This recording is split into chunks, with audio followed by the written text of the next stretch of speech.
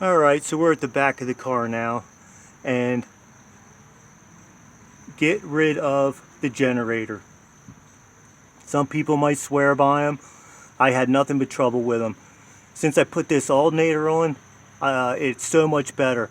You know, when you get an alternator, you're getting power all the time to your charging system. I think with the generator, you gotta, be like over 1,000 RPMs or something. So basically what that tells you is when you're sitting at a red light, you're not charging.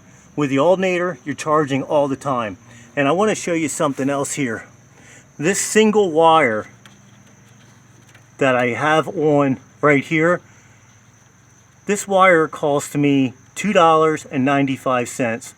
I went to some of my top mechanics, I'm talking over $100 an hour guys, and I said to them, hey, what do I got to do to run my amp meter and, get this thing going? Well, they all told me the same thing.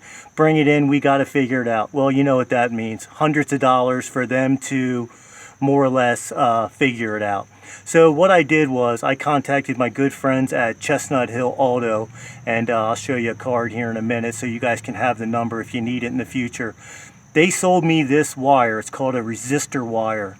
What I did was, this wire runs right to my coil.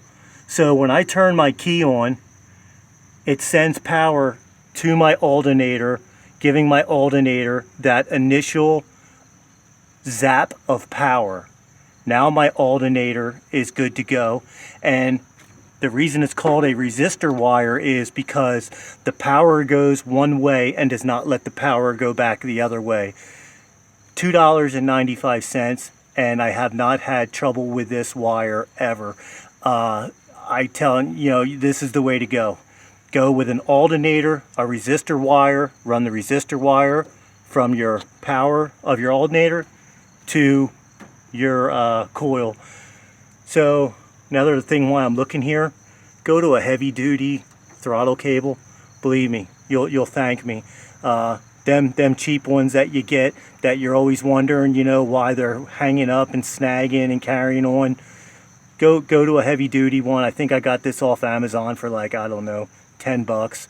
It's so worth it. And while you're at it, do the heavy duty clutch cable. Get them both in at the same time. Take a couple hours. Little things like that, I'm telling you, you're going to love it. It's going to give you a better peace of mind when you're riding in your Bradley. And, like I've told you before, this car is far from perfect, but what I want is reliability. What I want is a car I can get in, not afraid to drive it, not like it used to be, like, crossing my fingers and wondering how far I was going to get before there was a problem. So I have something else out over here. This was like some of my old wiring that it came with. Just that nightmare stuff. I'm telling you, go to the fuse box like I have. You can make it. If you subscribe, put in the comments any questions you have. I have some schematics, and I'll shoot them over to you, and you can start to make your Bradley a little better too. So make sure you subscribe, and I'll see you soon.